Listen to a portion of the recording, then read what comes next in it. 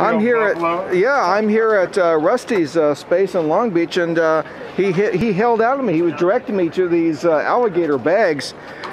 When the big find is some buffalo sculpture. What is that? That happens to be a solid oak sculpture that a gentleman bought in Cheyenne, Wyoming.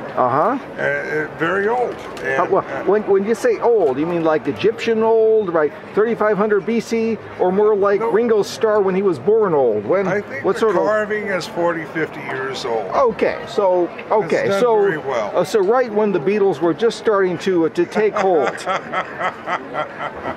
Okay.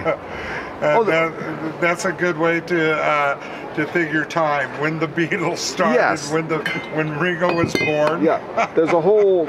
It's the Beatles era, the beginning, the end. The golden era of rock and roll. The assassination. How much do you want for that? Okay, in hard cold cash. $750. Okay, $750. Okay.